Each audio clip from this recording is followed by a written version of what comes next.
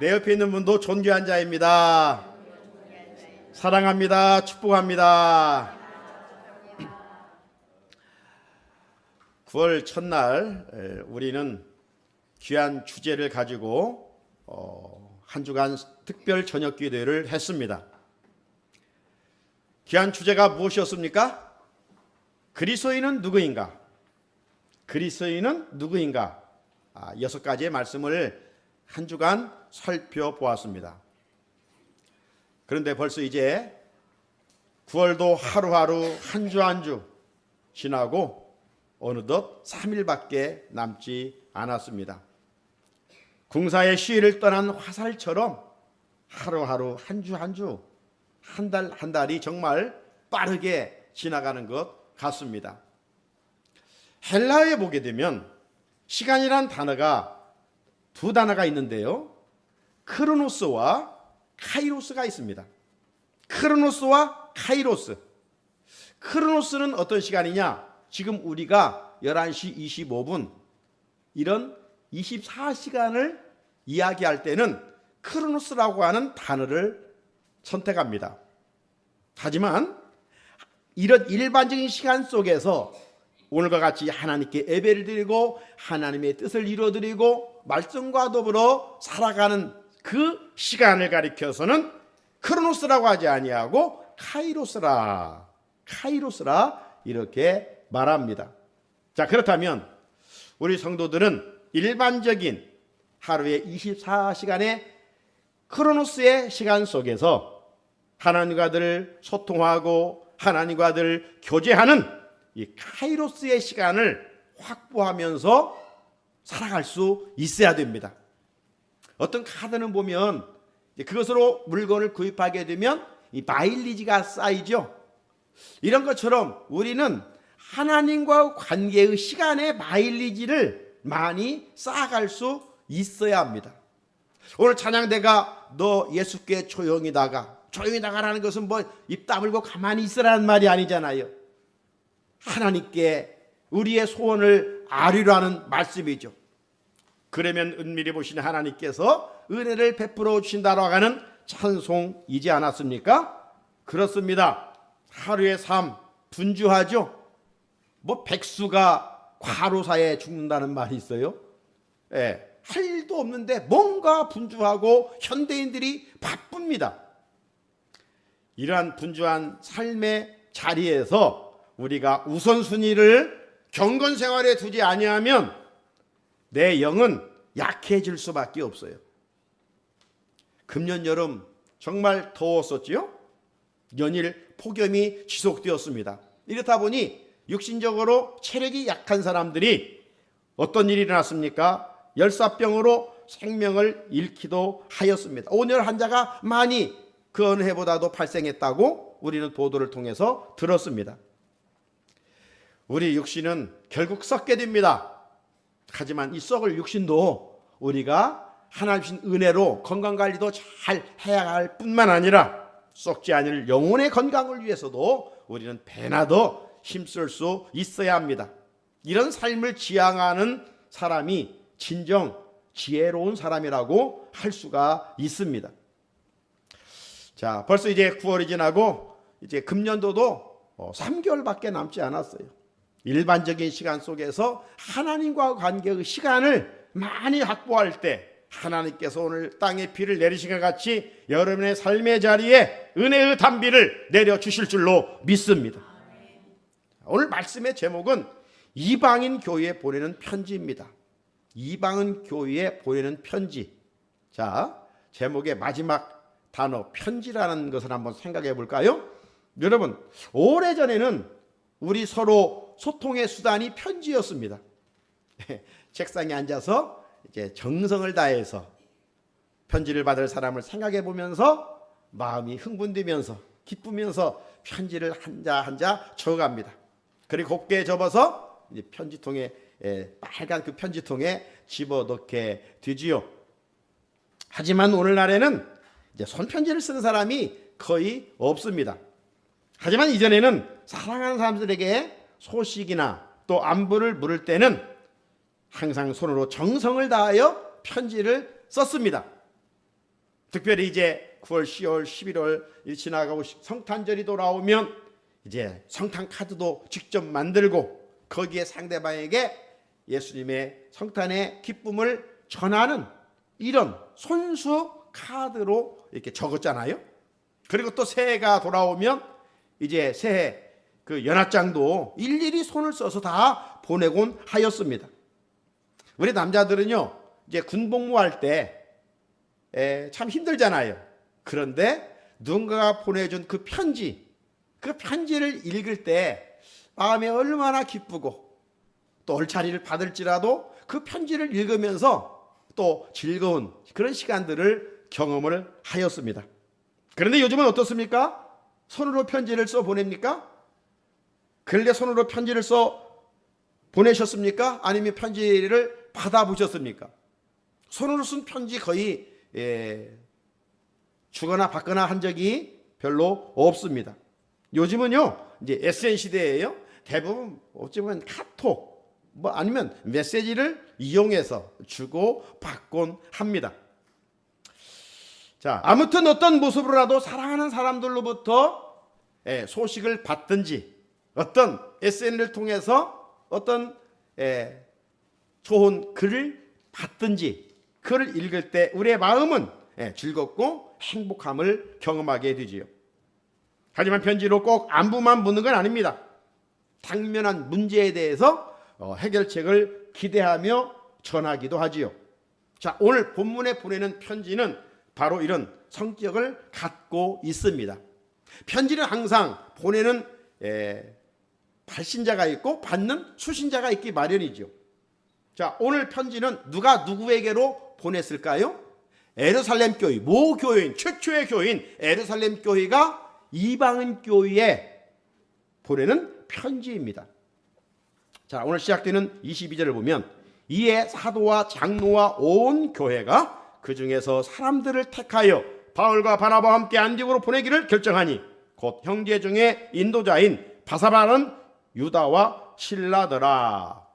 여기 보면요, 이 장로, 사도, 온 교회는 예루살렘 총회 구성원을 말합니다. 이들은 지금 왜 모였을까요? 여러분, 회의마다 분명한 목적이 있어서 모이는 것 아니겠어요? 지금 이 사도행전 15장은 예루살렘 총회가 모인 장이라고 그랬죠. 왜 모였어요? 이방인의 구원 문제 때문에 모였어요. 예루살렘 교회도 상당한 이 구원 문제에 대해서 완전하게 정립되지 않은 상황도 분명히 있었습니다. 왜냐하면 이제 유대 율법주의자들이 예수를 믿었지만 여전히 이제 믿음 플러스 자꾸 무엇을 이야기하는 거예요. 자, 예루살렘 모교회도 그렇다면 이제 이방 교회들은 더 말할 나위도 없었던 것이죠. 믿음으로 구원을 얻는다라고 전하였는데 이 바리새파 사람들이 율법에 아주 심취되었던 사람들이 전도를 받고 예수를 믿고 교회 안에서 신앙생활을 하는데 그래도 믿음만 가지고 되겠느냐 구원을. 율법을 준수해야 되지, 할례를 받아야 되지, 자꾸 이렇게 강조를 하는 것입니다. 리더급에 있는 사람들이 이렇게 하니까 교회가 안정되지 아니하고 소란이 계속 되었던 것입니다. 그래서 안디옥 교회의 지도자였던 바울과 바나바가 이 문제를 가지고 해결하기 위해서 예루살렘을 찾아온 것이고 이제 이 문제를 해결하기 위하여 총회로 모이게 됐던 것입니다. 바울과 바나바가 예루살렘 교회에 왔습니다. 그리고 그 문제를 보고를 했습니다. 우리가 살펴본 대로 보고를 듣더니 제일 먼저 베드로가 이방인 백부장 사도행전 10장에 있었던 고넬료가 예수를 믿고 구원을 받고 그 가족이 다 성령이 임한 것을 이야기를 했다고 했죠. 베드로 유대인입니다. 예수님의 제자입니다. 환상 중에 고넬료에게 갔고 고넬료와 그 가정에서 말씀을 전할 때 듣는 모든 이에게 성령이 임했고 다 예수 믿고 구원을 얻게 되는 놀라운 사건을 경험을 했어요. 자, 베드로가 말을 마치자 이어서 1차 선교사의 주역이었던 바울과 바나바가 또 이야기합니다. 곳곳에 돌아다니면서 이방인 땅에 복음을 전했는데 그 땅에도 우리 유대인들과 마찬가지로 하나님이 똑같이 표적도 행하시고 기적도 행하시고 저들이 믿고 죽게 돌아와 구원을 얻었다. 이런 이야기를 했습니다. 자, 1차 베드로가 이야기했어요. 2차 바나바와 바울이 선교 현장에 있었던 경험했던 간증을 이야기했어요. 자, 이들이 말을 마치자 당시 예루살렘 총회의 의장이었던 야고보, 지난주 이 야고보는 예수님의 동생이었다고 그랬죠. 이 예수님의 동생 야고보가 회의를 이끌어갑니다. 그리고 후에 결론을 내리는데 지난주 말씀을 나눈 것처럼 이방인들 하여금 이제 금기사항 4가지를 이제 지키도록 하자. 그리고 그것으로 끝나는 것이 아니라 구원받았으니 성도답게 거룩하게 살도록 구별되어 살아가도록 세상에서 아무렇게나 살아가지 아니하도록 권면하도록 하였던 것이죠. 자, 이 결정사항을 이방인의 최초의 교회였던 안디옥 교회를 비롯해서 이방 교회에 여러 교회로 보내기로 하고 이제 사람을 보내야 되니까 인편으로 보내야 되니까 사람이 필요하잖아요.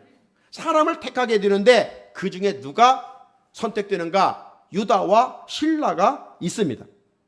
자, 이들은 바나바 바울과 함께 안디옥 교회로 이제 가게 되었고 예루살렘 총회에 결정된 공식화된 내용을 편지에 써서 이방 선교지에 세워진 교회에 전달하게 됩니다. 23절입니다. 그 편에 편지를 붙여 이르되 사도와 장로된 형제들은 안디옥과 수리아와 길리에 있는 이방인 형제들에게 문안하노라. 편지를 받은 교회 중에 가장 먼저 이방인의 구원 문제로 다투었던 수리아 안디옥 교회로 보내졌어요. 여기 보게 되면 순서가 또 안디옥의 이 이방인의 구원 문제 때문에 바울과 바나바 몇 사람이 예루살렘 교회에 왔기 때문에 예루살렘 교회에 선택된 사람들과 함께 수리아 안디옥 교회에 이 편지를 가지고 왔습니다. 왜냐하면 바울이 다메섹 도상에서 개종한 후에 부활하신 예수를 이 수리아 안디옥 이 동네에서 많이 전했기 때문입니다. 그리고 많은 사람들이 예수를 그곳에서 믿었기에 믿는 자가 많았었습니다. 뿐만 아니라 바울의 고향인 길리기아 다소 지역에 역시 바울의 전도로 기독교인들이 많아지면서 곳곳에 교회들이 세워졌기에 보내지게 되는 것이죠. 그래서 보게 되면 안디옥과 수리아와 길리기아에 있는 이방인들에게 문안한다라고 말씀하고 있습니다. 사랑하는 성도 여러분, 공동체에 어떤 문제가 있을 때 개인의 한 사람의 의견도 중요하지만 집약된 이 전체의 의견이 더 중요합니다. 세상의 공동체도 그렇다 하면 교회 공동체는 두말할 것도 없는 것이지요. 안디옥 교회에 이방인의 구원 문제가 발생됐을 때 만약 바울과 바나바가 그냥 성도들에게 강요했다면 교회는 분열되고 말았을 것 같아요. 그런데 저들은 이 문제를 모 교회인 예루살렘 교회에 가져와 물었습니다. 이때 사도들만 모여 결정해가지고 또 보냈다면 또 다른 문제가 파생됐을 거예요. 따라서 이 문제 해결을 위해서 공적 권위를 보증할 수 있는 어떤 사적인 것보다 항상 이 공적인 것이 중요하잖아요. 공증, 그 공증이 중요해요. 그래서 오늘 보면 사도들만도 아니고 장로들만도 아니고 사도와 장로들과 온 교회가 모여서 결정을 하게 되었어요. 자, 이런 말씀 속에서 우리에게 하나님이 주시는 교훈은 무엇일까요?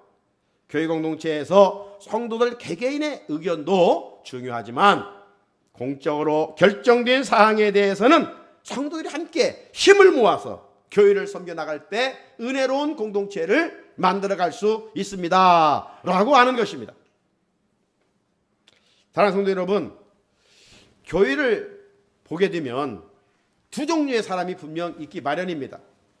교회를 세워가는 사람이 있고 때로는 교회를 허물어뜨리는 사람들이 있어요.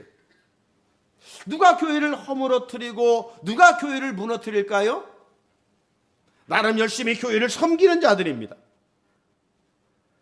열심히 섬기는데 왜 교회를 무너뜨릴까요? 왜 교회를 혼란하게 할까요? 그들이 비본질에 관심을 갖기 때문입니다. 본질에 관심을 가져야 되는데 비본질적인 것에 관심을 갖기 때문이에요. 이들의 특징은요, 말씀의 근거에서 결정짓는 일에는 별 관심이 없어요. 대신 인간의 전통, 이렇게 해왔어 저렇게 해왔어 사사로운 인맥에 얽매여 이야기하기 때문입니다. 예루살렘 초기가 지금 왜 모이게 됐습니까? 안디옥 교회에 있는 이 리더급 유대 기독교인들이 말씀에서 벗어나 말씀을 강조했다면 교회는 더 돈독하게 세워져 갔겠죠. 말씀에서 벗어난 것을 강조하는 거예요. 유대 기독교인들이 뭘 강조했어요? 믿음 플러스 할례를 강조하고 율법을 강조하고 막 비본질에 목숨을 걸었던 거예요. 사소한 것에 목숨 걸지 말라는 말이 있잖아요. 그래, 별것도 아닌 것에 정말 해야 할 일에는 열정이 없고 하지 않아도 될 일에는 정말 목숨 거는 이들이 있어요. 비본질로 교회에 있는 성도들을 괴롭혔고 교회를 혼란하게 하였습니다. 자, 24절에 들은즉 우리 가운데서 어떤 사람들이 우리의 지시도 없이 나가서 말로 너희를 괴롭게 하고 마음을 혼란하게 한다 하기로. 여기 두 단어를 주목해 봐야 되는데요. 먼저 여기 말로 너희를 괴롭게 하고, 말로 너희를 괴롭게 하고, 이 뜻은요 다른 뜻이 아니라 이 어떤 폭력적인 바퀴가 아닙니다. 유대 기독교인들이 저지르는 말, 잘못된 가르침을 말하는 겁니다. 잘못된 가르침. 저들은 구원을 받으려고 하면 할례를 받아야 되고 율법을 철저히 지켜야 된다. 자기들도 지키지도 못하면서, 영적 소경이면서도, 뭐 좀 한다고 하면서도 의식하면서도 그냥 이방인들 하여금 너희들은 철저히 율법을 지켜야 돼, 막 이렇게 강요를 했어요. 잘못된 가르침이죠. 이런 일로 교회의 갈등과 혼동을 촉발시켰던 것입니다. 나아가 24절에 있는 마음을 혼란하게 한다, 이 말을 직역하면 너희의 혼을 파괴한다, 이런 뜻이에요. 너희의 혼을 파괴한다. 이 말은 단순히 미혹하는 차원이 아닙니다. 교회 자체를 붕괴시키려고 하는 의도를 말하는 것입니다. 즉 신앙적 갈등을 일으켜서 믿음의 도를 떠나 사망의 길로 가게 하기 위함이었던 거예요. 그런데 당시 교회 안에 이들의 잘못된 가르침에 귀를 기울이는 성도들이 있었습니다. 항상 그래요. 흔히 목회 현장에서 천사가 와서 목회에도 반대하는 사람이 있고 마귀가 와서 목회하는데도 찬성한 사람이 있다, 이런 말을 하죠. 네? 바울과 바나바가 오직 예수 그리스도를 믿음으로 말미암아 구원을 얻는다, 이건 불변의 진리다, 이렇게 가르쳤는데 이 엉뚱한 사람들이 자꾸 믿음 플러스 인간적인 무엇을 강조하는 거예요. 그러면 아니다, 싹 잘랐어야 되는데 그런가? 우리 성도들 중에도 그런 사람이 있어요. 그냥 이렇게 교회만 다니고 믿는다고 정말 천국 가고 구원 얻을까? 마귀는 자꾸, 마귀의 특징은요 의심을 갖게 하는 거예요. 의심. 성령님은 확신을 갖게 해요. 내가 죄를 짓는 죄인일지라도, 내가 부족할지라도 내가 하나님을 택한 것이 아니라 하나님이 나를 택하셨다, 이런 영적인 자존감을 가지고 살아가는 것이죠. 성령님은 항상 우리에게 꿈과 비전과 이상과 소망을 불어넣어요. 마귀는 자꾸 우리의 지난날 죄를 보게, 잘못을 보게. 그 마귀의 특징은요 참소하는 자예요. 네? 법정의 검사들은요 막 죄를 다 뒤집어 막 다 미주알 고주알 다 끄집어내잖아요. 그래서 저 사람은 죄인입니다. 그런데 변호사는 아닙니다. 이렇게 자꾸 변호사는 이 죄를 덮으려고 하잖아요. 성령님의 역할은 바로 그런 거예요. 우리는 죄인이지만 예수께서 십자가에 피 흘려 죽으셨어요. 우리는 그걸 믿어요. 믿기 때문에 다 하나님이 아들을 예수를 통해서 다 죄사함을 허락해 주셨고 그래도 이제 누가 말할 수 없는, 정죄할 수 없는, 예? 로마서 8장, 요즘 로마서 말씀을 새벽마다 읽어가고 있는데 로마서 8장에 이제 예수의 생명의 성령의 매부이 죄와 사망에 벗어 우리를 구원했으니 그 누구도 우리를 정죄할 수 없다.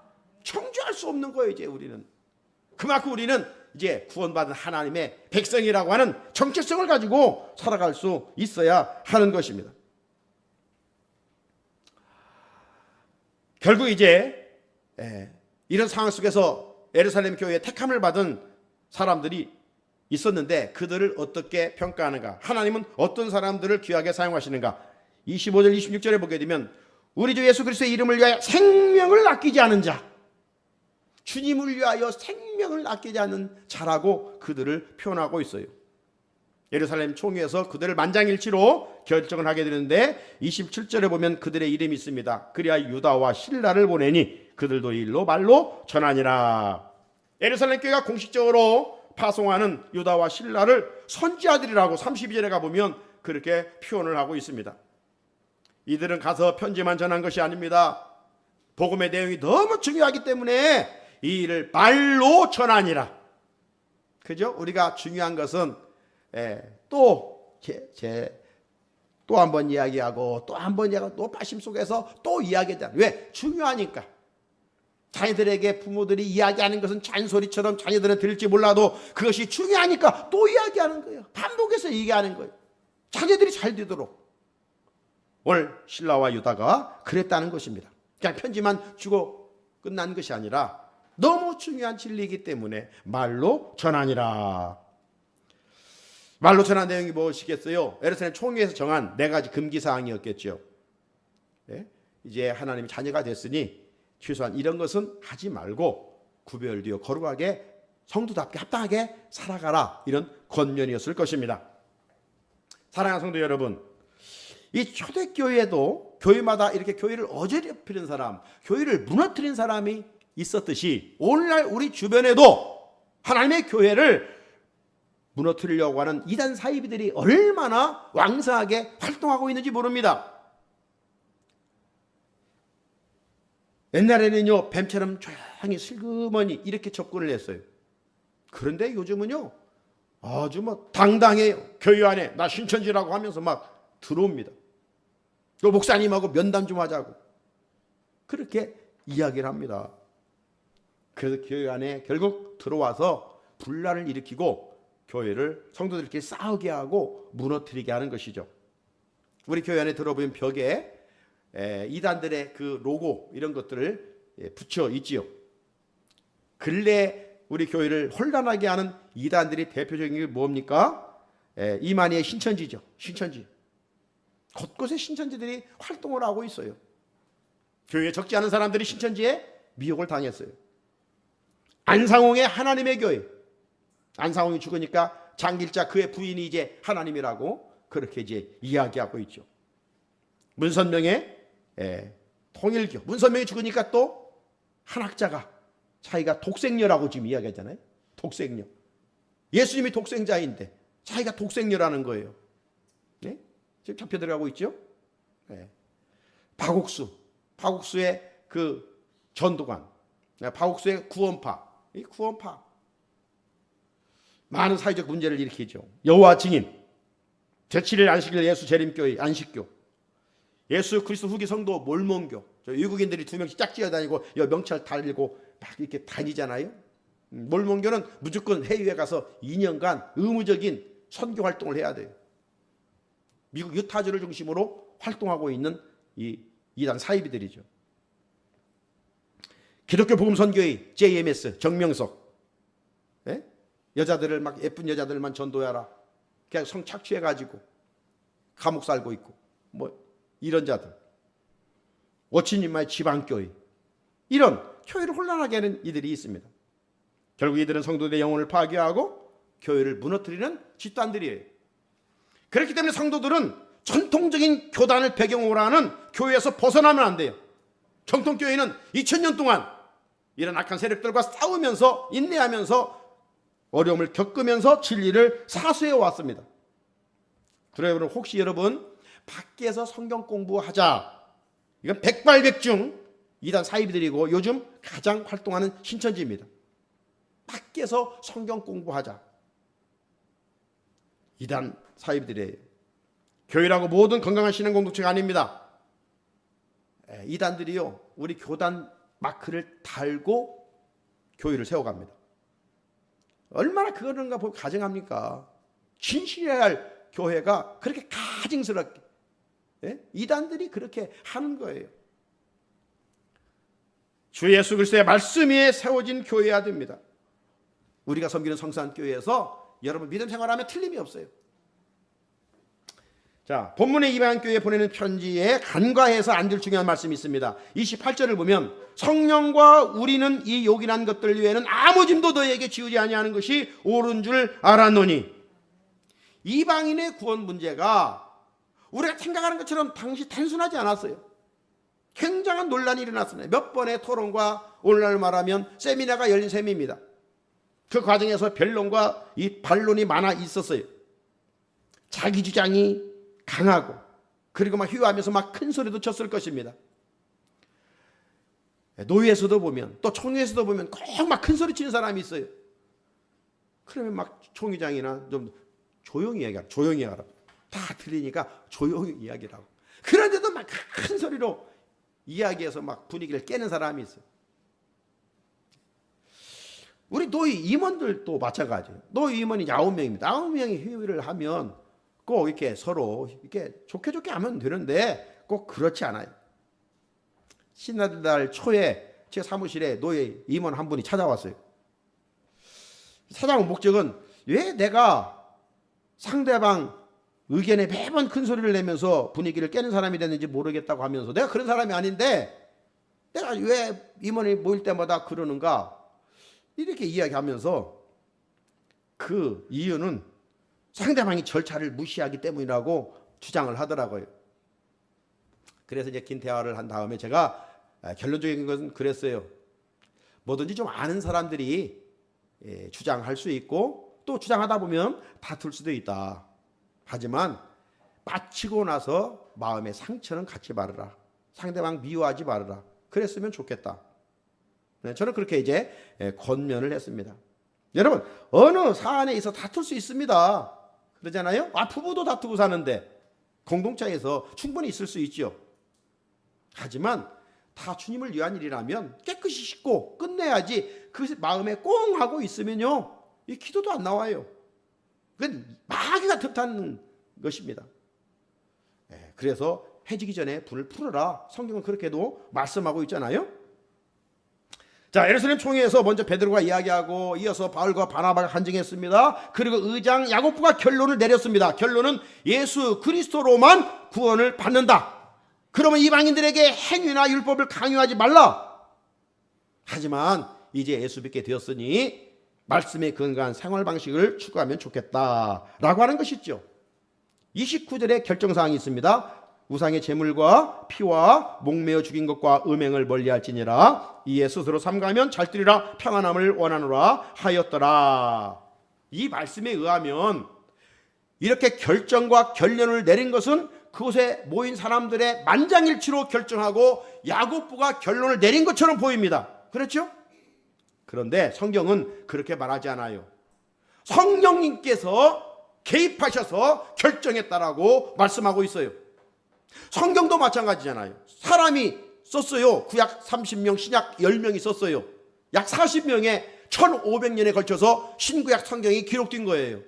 하지만 모든 성경은 하나님의 감동으로 된 것으로 그렇게 말씀하고 있잖아요. 성령이 개입하셔서 하나님의 말씀에 오류가 없도록 하셨다는 것이죠. 오늘 회의도 마찬가지예요. 예루살렘 총회도 마찬가지예요. 사람들이 보기에 결정한 것 같지만 아니라는 거예요. 결정은 성령께서 했었다는 겁니다.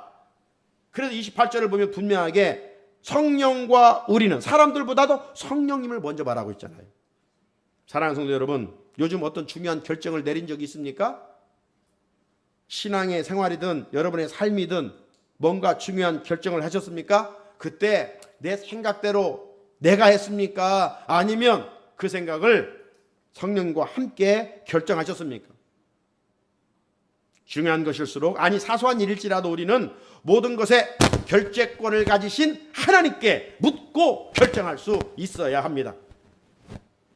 우리가 말씀대로 결정할 때요, 당장은 아닌 것 같고, 당장은 손해보는 것 같고, 당장은 틀린 것 같지만 하나님이 하시는 일은 항상 옳습니다. 하나님은 항상 합력하여 선을 이루십니다. 예루살렘 총회에 모인 사람들은 자기들이 결정했지만 기도하면서 하나님께 물어 결정했기에 그 결정은 성령과 우리라고 고백하고 있어요. 우리 사람이 앞서지 않았습니다. 성령을 앞세웠습니다. 이것이 초대교회의 특징입니다. 저들은 오순절 이후 성령님의 음성을 들었습니다. 성령님의 인도함을 받았습니다. 저들은 성령님과 늘 동행했습니다. 성령님 주시는 능력 속에서 살았습니다. 이것이 초대교회예요. 우리가 살펴보고 있는 사도행전의 말씀입니다. 따라서 우리도 초대교회 성도들의 신앙을 본받아야 하고, 우리 교회도 동일하게 초대교회의 아름다움을 본받을 때 교회가 건강하게 세워가게 될 줄로 믿습니다. 드디어 선택된 사람들이 예루살렘 성도들과 작별한 후 안디옥에 내려가 성도들을 다 모이게 한 후 편지를 전하게 됩니다. 30절에 그들이 작별하고 안디옥에 내려가 무리를 모은 후에 편지를 전하니, 안디옥 성도들이 편지를 받고 읽어봤을 것 아닙니까? 읽은 후에 반응이 어떻게 나타났을까요? 자기들의 주장과 생각이 다르다고 거부했습니까? 아닙니다. 편지를 읽고 모두 기뻐하였습니다. 31절에 읽고 그 위로한 말로 기뻐하더라. 여기 위로한 말로 기뻐하더라는 말은 예루살렘 교회의 그 제안을 안디옥 교회가 전폭적으로 수용했다는 말입니다. 예루살렘 총회가 정한 4가지 금기사항을 이들이 진심으로 여기지 않고 편지 내용을 큰 격려로 받아들였습니다. 반응이 너무 좋았어요. 호응이 좋았어요. 그래서 유다와 실라가 어떻게 합니까? 32절 33절에 보니까 여러 말로 형제를 권면하여 굳게 하고 얼마 있다가 평안히 가라는 천송을 형제들에게 받고 자기를 보내던 사람들에게로 돌아가되, 유다와 실라는 예루살렘 교회의 주역인 사도들이 가르치는 이 복음의 핵심을 간략하게 요약해서 전했다는 것입니다. 그 결과 안디옥 교인들의 믿음은 복돋아졌어요. 우리도 교회 안에서 먼저 믿은 성도들이 믿음이 약한 자들에게 하나님의 말씀으로, 권면으로 믿음을 복돋아줘야 돼요. 그러니까 성장할 수 있도록. 결국 모든 일이 순조롭고 은혜롭게 마쳐졌습니다. 그리고 유다와 실라는 왔던 예루살렘 교회로 돌아가고, 대신 35절에 보면 바울과 바나바는 안디옥 교회에 거주하면서 말씀을 가르치고 복음을 전파하였습니다. 이런 모습을 보면 바울과 바나바는 그의 관심이 오직 영혼 구원이에요. 어떻게 하면 한 사람이라도 더 구원할까? 우리 각자의 마음으로 이어지기를 축복합니다. 그리고 바울과 바나바는 2차 선교 여행을 준비하게 됩니다. 사랑하는 성산의 성도 여러분, 이방인들의 구원 문제로 교회가 갈등이 생기고 의견이 충돌되었습니다. 잘못하다가는 교회가 분열될 위기에 있었습니다. 하지만 놀랍게도 이제 순풍에 돛을 단 배처럼 순조롭게 항해해 갔습니다. 그 비결이 어디에 있었을까요? 사람들이 결정을 잘했기 때문이 아니라 그것은 둘째요, 셋째요. 이들이 문제를 하나님께 내었고 묻고 또 물었기 때문입니다. 기도하는 가운데 성령님께서 개입하셨고 성령님께서 결정하셨기 때문입니다. 교회는 항상 이래야 됩니다. 사람의 생각이 아니라 말씀이 기준이 되어야 됩니다. 여러분, 어떤 문제로 밤을 새워 토론하는 것보다 1분 기도하는 것이 훨씬 좋은 방법입니다. 어떤 힘들 일로 나를 새가면서 염려 근심하기보다는 5분 하나님께 맡기고 기도하는 것이 훨씬 낫습니다. 어떤 일이든 급하게 내가 결정하려고 하지 마십시오. 예루살렘 총회에 모인 성도들처럼 모든 결정권의 주도권을 가지신 성령님께 내어 드리십시오. 그러면 계획하며 나가는 모든 일이 순조롭고 은혜롭게 진행될 것입니다. 결과도 이 가을에 농부가 뿌린 씨앗이 풍성한 열매로 거두는 것처럼 성령님께 맡길 때 결과가 아름답고 풍성함으로 하나님께 영광 돌릴 줄로 믿습니다. 거룩하신 하나님 아버지, 감사합니다.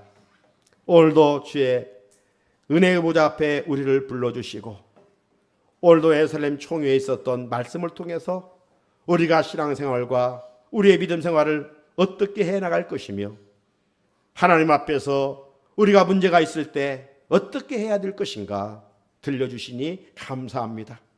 문제 앞에 우리가 시선을 돌리지 말고 문제를 해결할 수 있는 하나님께 여쭐 수 있는 지혜로운 자들이 되게 하여 주시옵소서. 예수님의 이름으로